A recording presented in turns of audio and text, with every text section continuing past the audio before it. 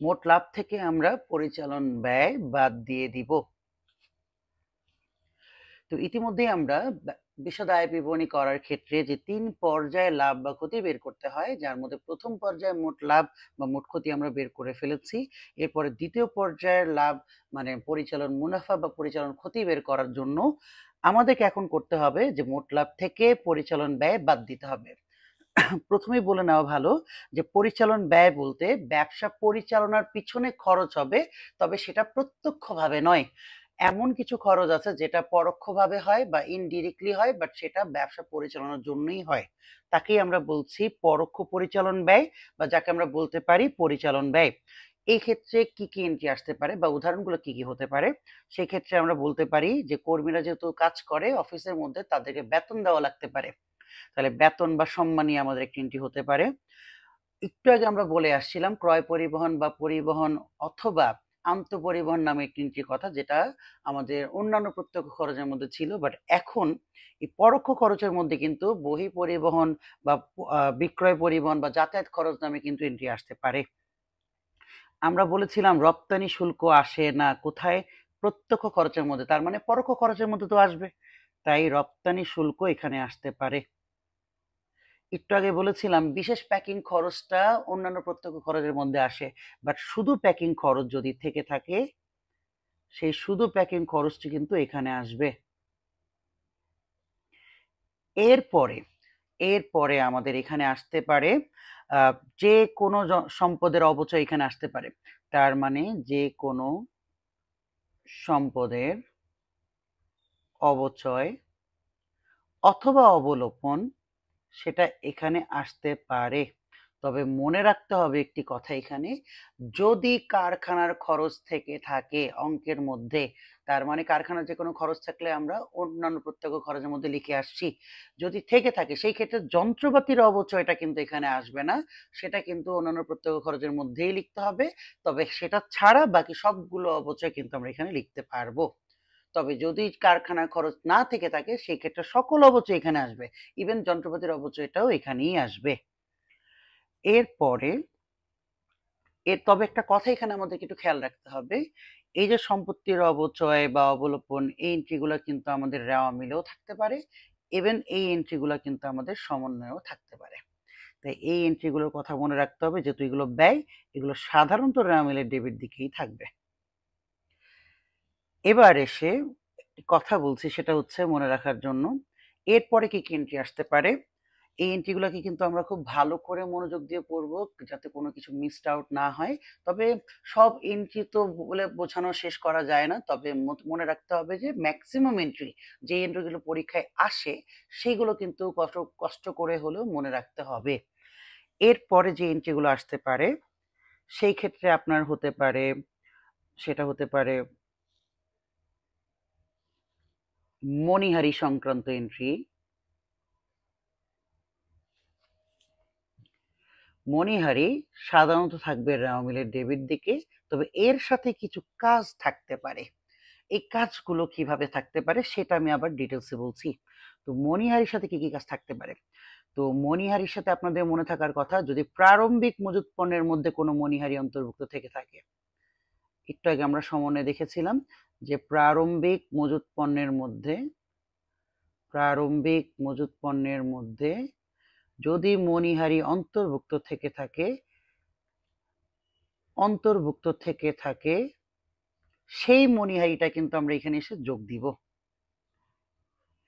একইভাবে যদি সমাপনী মজুত পণ্যের মধ্যে মণিহারি অন্তর্ভুক্ত থাকে, সেটা সমাপনী মজুত পণ্য থেকে বাদ দিয়েছিলাম, এইখানেও কিন্তু বাদ দিব।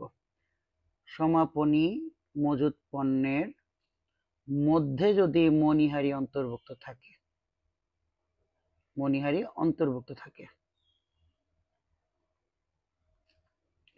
অনেক সময় আমরা দেখেছি একটা খুব গুরুত্বপূর্ণ কোশ্চেন এখানে হয়, স্টুডেন্টরা অনেক সময় আমরা বুঝি না যে প্রারম্ভিক মজুত পণ্যের মধ্যে মণিহারি অন্তর্ভুক্ত ছিল, ভালো কথা, সেটা প্রারম্ভিক মজুত পণ্য থেকে আমরা বাদ দিয়েছি, মণিহারির সাথে যোগ দিয়েছি। কিন্তু সমাপনী মজুত পণ্যের বেলায় সমাপনী মজুত পণ্যের মধ্যে যদি মণিহারি অন্তর্ভুক্ত থাকে, সেই ক্ষেত্রে সমাপনী মজুত পণ্য থেকে তো বাদ দিয়েছি, কিন্তু এইখানে এসে কেন আবার বাদ দিচ্ছি? এখানে তো যোগ দেওয়ার কথা, বাট এখানে কেন আমরা বাদ দিচ্ছি? কারণ হলো প্রারম্ভিক মণিহারি যেটা অন্তর্ভুক্ত থাকে সেটা হচ্ছে প্রারম্ভিক মণিহারি, আর সমাপনী মজুত পণ্যের মধ্যে যে মণিহারিটা অন্তর্ভুক্ত থাকে সেটা হচ্ছে অব্যবহৃত মণিহারি। তো অব্যবহৃত মণিহারি মানে হলো যেটা আমরা এই বছর ব্যবহার করতে পারিনি, সুতরাং এটা পরের বছর গিয়ে ব্যবহার হবে। সুতরাং যেটা এই বছরে ব্যবহার হয়নি সেটা এই বছরের ব্যয়ের মধ্যে আসবে না, সেটা আমরা বাদ দিয়ে দিব। এই জন্য মণিহারিটা যদি সমাপনী মজুত পণ্যের মধ্যে অন্তর্ভুক্ত থাকে সেটাকে আমরা অব্যবহৃত মণিহারি হিসেবে চিহ্নিত করি এবং সেটা মণিহারি থেকে বাদ দিয়ে দিই। এছাড়াও যদি সমন্বয়ে আলাদাভাবেই যদি বলা থাকে অব্যবহৃত মণিহারি, আলাদাভাবে যদি অব্যবহৃত মণিহারি লেখা থাকে সেটা মণিহারি থেকে আমরা বাদ দিতে পারি। এবং সবশেষে আপনারা জানেন যে যদি কোনো এন্ট্রির সাথে বকেয়া থাকে সেই বকেয়া আমরা যোগ দিয়ে দিই, অগ্রিম থাকলে অগ্রিম বিয়োগ দিয়ে দিই। সাধারণত মণিহারির সাথে অগ্রিম থাকে না, বকেয়া থাকতে পারে সমন্বয়ের মধ্যে, যদি থাকে সেক্ষেত্রে কিন্তু আমরা যোগ দিয়ে দিব। এই সবগুলো এন্ট্রি কিন্তু সমন্বয়ে থাকতে পারে। তবে মনে রাখা খুব জরুরি সেটা হচ্ছে বকেয়া মণিহারি কথাটা যদি বা বকেয়া মণিহারি খরচ ডিরেক্টলি যদি রেওয়া মিলে দেওয়া থাকে সেই ক্ষেত্রে মনে রাখতে হবে সেটি শুধুই একটি চলতি দায় এবং সেটা শুধু চলতি দায়ই আসবে। আবারও বলছি, যদি বকেয়া মণিহারিটি সমন্বয়ে থাকে তাহলে তো আমরা এখানে যোগ দিব, বাট আরেকবার কোথায় কাজ করব, সেই বকেয়া মণিহারি কিন্তু একটি চলতি দায়, সেই বকেয়া মণিহারি কিন্তু একটি চলতি দায়, তাই সেই এন্ট্রিটি আমরা চলতি দায়ের মধ্যেই লিখব। কিন্তু যদি বকেয়া মণিহারি রেওয়া মিলে থেকে থাকে সেটা একবারই যাবে এবং সেটা চলতি দায়ই আসবে, সেটা কিন্তু এখানে আর আসবে না।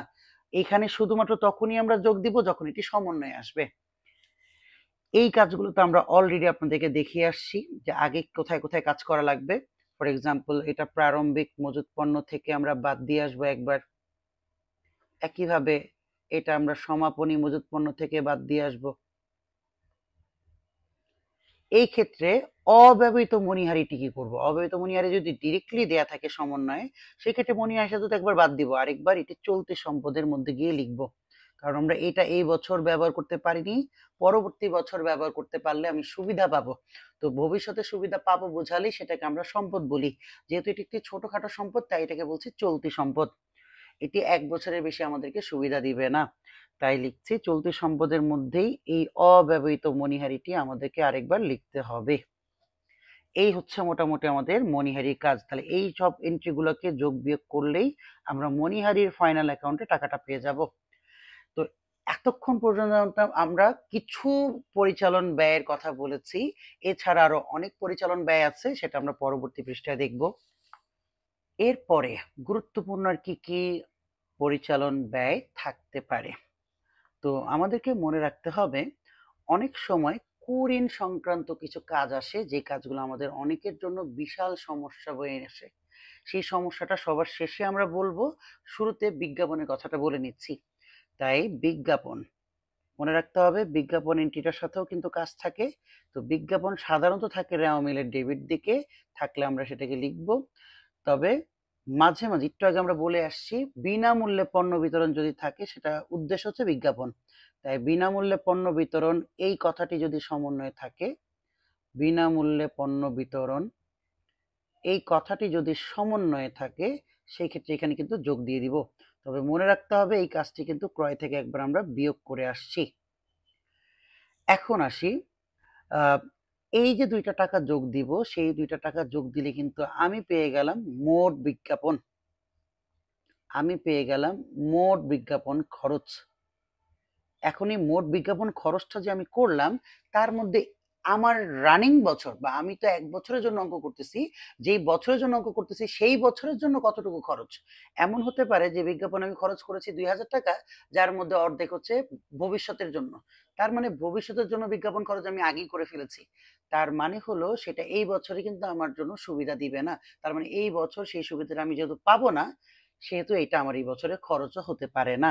তাই মনে রাখতে হবে মোট বিজ্ঞাপনের মধ্যে কিছু যদি থাকে যেটা এই বছরের না পরবর্তী বছর সেটাকে আমরা বলে থাকি বিলম্বিত, অথবা অনেক সময় ডিরেক্টলি লেখা থাকে যে অগ্রিম বিজ্ঞাপন, তার মানে পরবর্তী বছরের বিজ্ঞাপন খরচ আমরা এই বছরই করে ফেলেছি, সেটা কিন্তু এই বছরের খরচ না, বিধায় আমরা বাদ দিয়ে দিব। তাহলে মনে রাখতে হবে বিলম্বিত বিজ্ঞাপন যে বিজ্ঞাপনটা অনেক বড় ধরনের বিজ্ঞাপন খরচ করেছি, যেটা এই বছরও সুবিধা পাবো, পরবর্তী বছরগুলোতেও সুবিধা পাবো।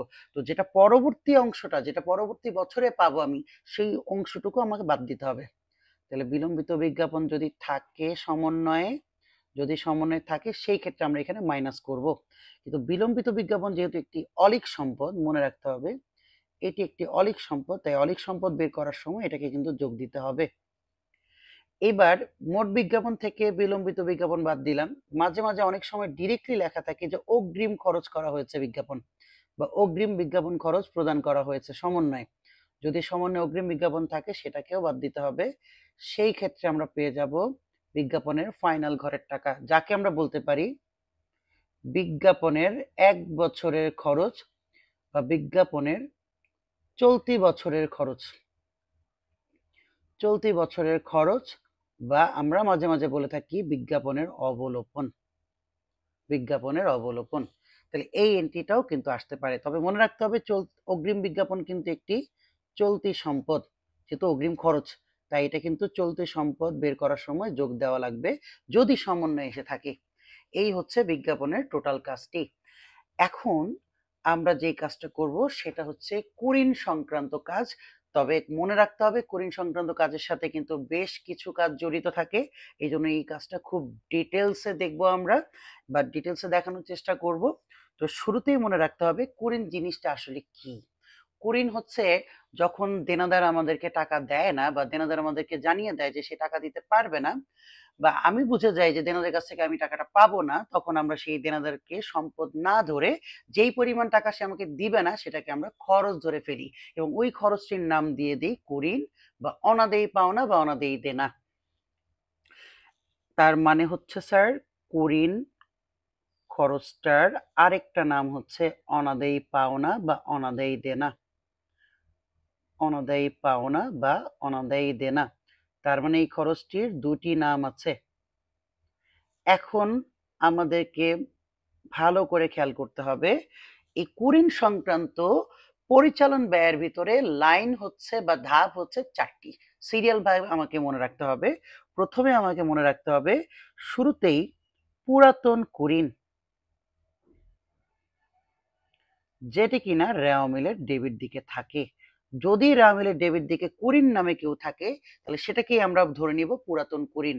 আবারও বলছি, পুরাতন কথাটার মানে হলো যে এন্ট্রিগুলো রেওয়া মিলে থাকে, নতুন হচ্ছে সেই এন্ট্রিগুলো যেগুলো সমন্বয়ে থাকে।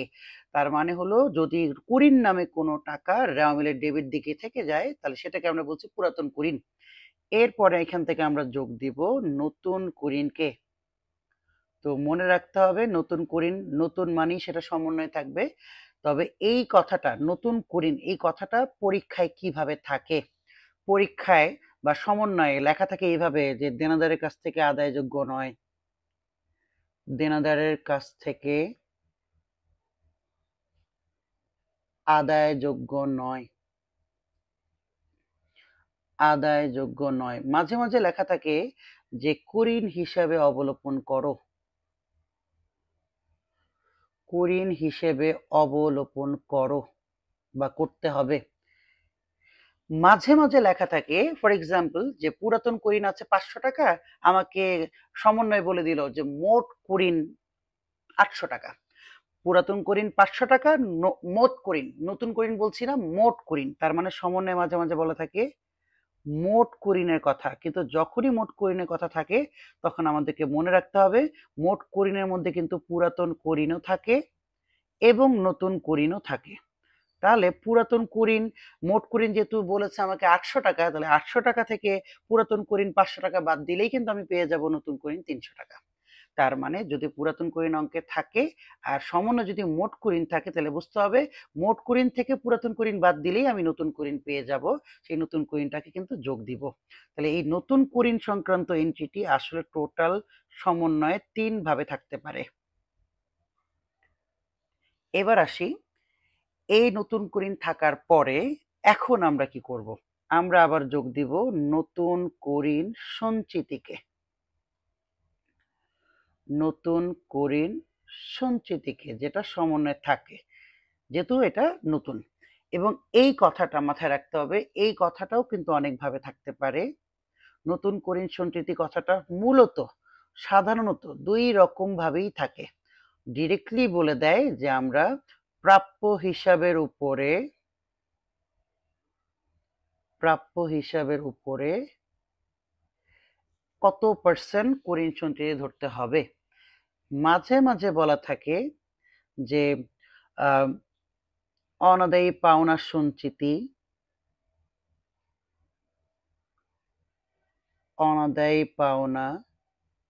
সঞ্চিতি এত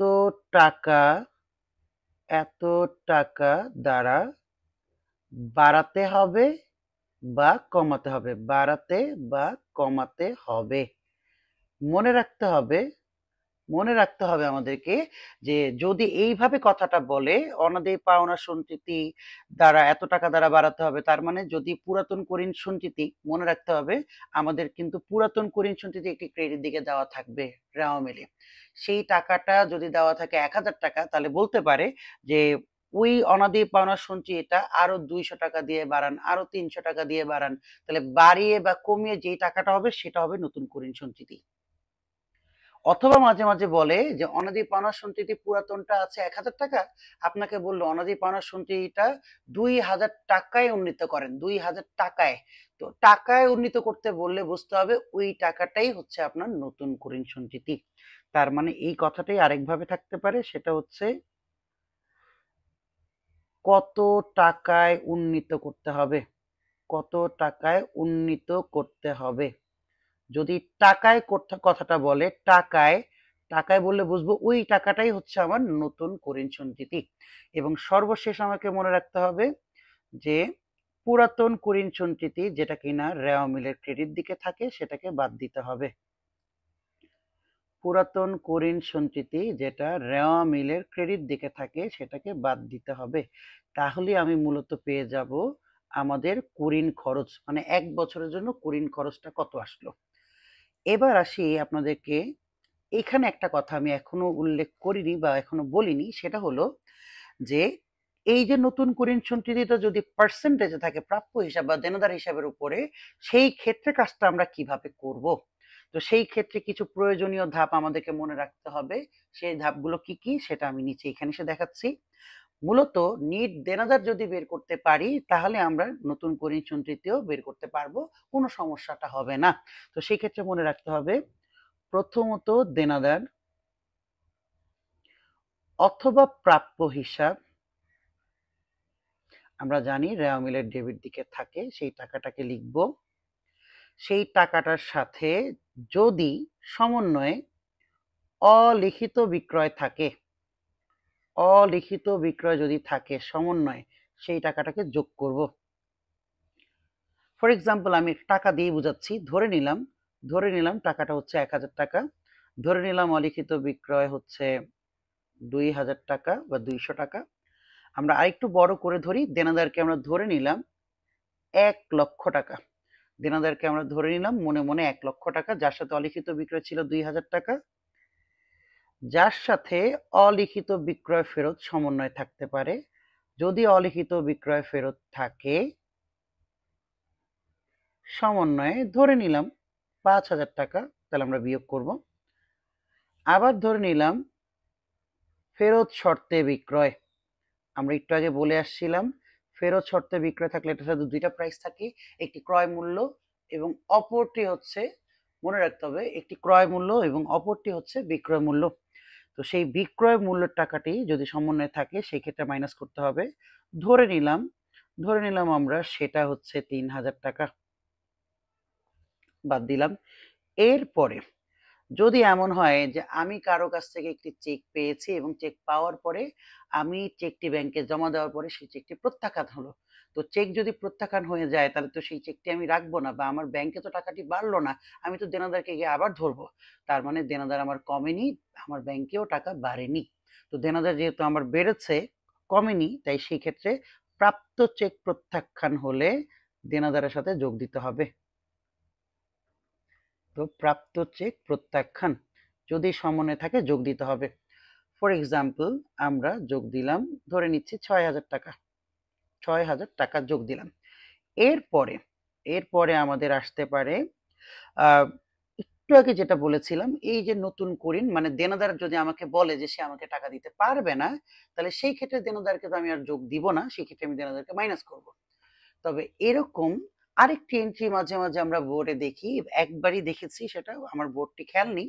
বোর্ডটি এমন ভাবে উল্লেখ করেছিল বোর্ডে যে কোন একটি লোক যার কাছ থেকে আমি টাকা পাবো, আবার একইভাবে ওই লোকটিও আমার কাছে টাকা পাবে। তার মানে আমার ব্যবসা প্রতিষ্ঠানের কাছ থেকে কেউ টাকা পায় এবং তার কাছ থেকে আবার আমার ব্যবসা প্রতিষ্ঠান টাকা পায়। সোজা কথা, আমরা দুইজন একজন আরেকজনের দেনাদার এবং পাওনাদার। সেই ক্ষেত্রে আমাদের নিজেদের মধ্যে টাকাটা কাটাকাটি করতে হবে। সেই ক্ষেত্রে মনে রাখতে হবে, টাকার যদি দুইটা অ্যামাউন্ট থাকে দেনাদার এবং পাওনাদারের, সেই ক্ষেত্রে যেই টাকাটি ছোট সেই টাকাটাকে আমাকে দেনাদার থেকেও বাদ দিতে হবে এবং পাওনাদার থেকেও বাদ দিতে হবে। সেক্ষেত্রে মনে রাখবো, যেহেতু আমরা দেনাদারের অংশটা করছি সেহেতু ওই পাওনাদারের অংশটুকু আমরা বাদ দিয়ে দিব।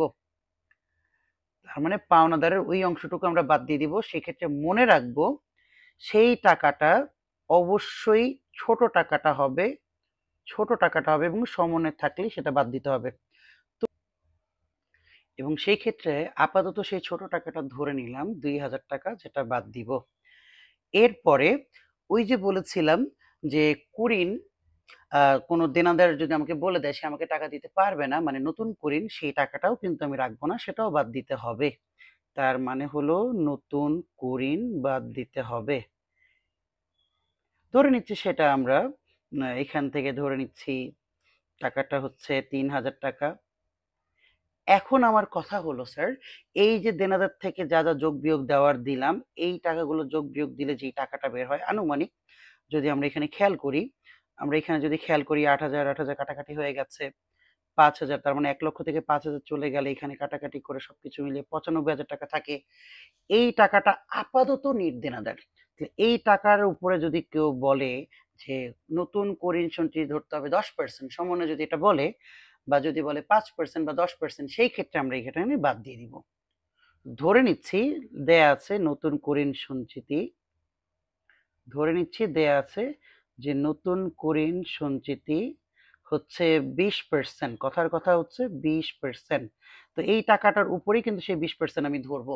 আমি কিন্তু ওই প্রাপ্য হিসাবে টাকার উপরে ধরবো না, সবকিছু ক্যালকুলেট করার পর যে টাকাটা বের হলো তার উপরে ধরবো। তো এই টাকাটার উপরে ২০% ধরলে টাকাটা আসবে ৯০,০০০ টাকার উপরে ২০% করলে হবে ১৮,০০০ টাকা, আর ৫,০০০ টাকার উপরে ২০% করলে হবে ১,০০০ টাকা, তার মানে ১৯,০০০ টাকা আসবে। তো এটা বাদ দিয়ে দেওয়ার পরে আপাতত নির্দেনাদার আসতেছে ৭৬,০০০ টাকা। এখন যদি সর্বশেষে আমাকে বলা হয় যে দেনাদারের উপরে বাকি অংশের উপরে বা দেনাদারের অবশিষ্ট অংশের উপরে দেনাদারের বাট্টা সঞ্চিতি ধরতে হবে, কথার কথা বলল ১০%, তার মানে দেনাদারের বাট্টা সঞ্চিতি আরো ১০%। যদি এটা সমন্বয়ে বলে সেই ক্ষেত্রে এটাও ধরতে হবে এই টাকাটার উপরে, অবশ্যই আগের টাকার উপরে না। তার মানে নিচের এই দুইটা কাজ কিন্তু সিরিয়ালটা মাথায় রাখতে হবে। আগে নতুন করে সঞ্চিতি বাদ দিব এই টাকাটার উপরে ধরে, দেন যেই টাকাটা বের হবে তার উপরে আমাকে দেনাদার বাট্টা সঞ্চিতি ধরতে হবে ১০%, তার মানে ৭,৬০০ টাকা। তাহলে এখন এটা বাদ দেওয়ার পরে যে টাকাটা আমার বের হবে, যেটা বের হচ্ছে হচ্ছে আমাদের ৬৮,৪০০ টাকা। এই টাকাটা কি আমরা বলছি নির্দেনাদার। মনে রাখতে হবে এই টাকাটার নামই হচ্ছে আমাদের নির্দেনাদার। এই টাকাটাই কিন্তু আমাকে চলতি সম্পদের মধ্যে গিয়ে করতে হবে। এই পুরো ক্যালকুলেশনটা আমাদেরকে চলতি সম্পদের মধ্যে গিয়ে করতে হবে। তো এই যে এখান থেকে আমরা পেলাম নতুন করিন সঞ্চিতি ১৯,০০০ টাকা, এই টাকাটাই কিন্তু আসলে আমরা লিখবো এখানে নতুন করিন সঞ্চিতি ১৯,০০০ টাকা। একইভাবে দেনাদার বাট্টা সঞ্চিতি নিজেও কিন্তু একটি দেনাদার বাট্টা সঞ্চিতি, এটি নিজেও কিন্তু একটি পরিচালন ব্যয়। আর এই টাকাটাই হবে এখান থেকে ৭,৬০০ টাকা, এটাই আমরা এখানে লিখব। তো এই হচ্ছে মোটামুটি আমাদের কিছু কাজ পরিচালন ব্যয়ের গুরুত্বপূর্ণ। এছাড়াও কিন্তু এখানে থাকতে পারে ফর এক্সাম্পল ব্যবসার কিছু আইনি খরচ, মামলা খরচ, এই ধরনের টুকিটাকি এন্ট্রিগুলো এখানে আসতে পারে। আপনার হতে পারে সাপ্লাইজ খরচ হয়ে গেছে, সাপ্লাইজ খরচ, এই টাইপের কিছু এন্ট্রি এখানে আসতে পারে, মানে ব্যবহৃত সাপ্লাইজের কথা বলছি। তারপরে এখানে আসতে পারে আরো অনেক টুকিটাকি যে খরচগুলা থাকে, যেমন ব্যবসার মধ্যে ডাক ও তার খরচ থাকতে পারে। অফিসের টোটাল কথা বলতে গেলে অফিসের যেই ধরনের খরচগুলো থাকে সেই খরচগুলো এখানে আসতে পারে ব্যবসা করতে গেলে কাস্টমারদেরকে আমরা ছাড় দিতে পারি প্রদত্ত বাট্টা, বা সেটাও তবে নগদ বাট্টা। একইভাবে আমরা কমিশন দিতে পারি, এই কমিশনটা কিন্তু হতে পারে বিক্রয় কর্মীর কমিশনও, যে কোনো কমিশন এখানে হতে পারে। তো এই সকল এন্ট্রিগুলো ছাড়াও আরো অনেক রকমের এন্ট্রি থাকে। তো সকল এন্ট্রিগুলো লিখে এই টোটাল যোগফলটাকে আমরা ফাইনাল ঘরে লিখে দিব, যার নাম আমরা বলতে পারি মোট পরিচালন ব্যয়। এটাকে আমরা বলতে পারি মোট পরিচালন ব্যয়। তাহলে এই মোট পরিচালন ব্যয়কে আমরা মোট লাভ থেকে বাদ দিয়ে দিব, তাহলে যেই টাকাটা আমরা পেয়ে যাব সেই টাকাটার নামটাকে আমরা বলছি পরিচালন মুনাফা। এটাকে আমরা বলছি পরিচালন মুনাফা। তো এই হয়ে গেল আমাদের মোটামুটি নেক্সট ধাপ বা দ্বিতীয় ধাপ। তার মানে বিশদ আয় বিবরণী বের করতে গেলে আমাদের টোটাল 3 পর্যায়ে মোট মুনাফা, মানে 3 পর্যায়ে মুনাফা বা ক্ষতি বের করতে হয়, যার মধ্যে প্রথমটি হচ্ছে মোট মুনাফা বা ক্ষতি, দ্বিতীয়টি হচ্ছে পরিচালন মুনাফা বা ক্ষতি। তার মানে আমরা দ্বিতীয় ধাপ পর্যন্ত করে ফেলেছি। এখন আমাদের শুধুমাত্র বাকি আছে সর্বশেষ ধাপ, যেই ধাপটির নাম হচ্ছে বা যেই পর্যায়ের মুনাফার নাম হচ্ছে নিট মুনাফা। তাহলে এখন আমাকে পরিচালন মুনাফা থেকে অন্যান্য আয়গুলাকে যোগ দিতে হবে এবং অন্যান্য ব্যয়গুলাকে বাদ দিতে হবে, তাহলেই আমরা পেয়ে যাব আমাদের কাঙ্ক্ষিত নিট মুনাফা। তো আমরা এই ধাপটাকে একটু হাইলাইট করে নিলাম যে এই ধাপ পর্যন্ত আমরা করেছি।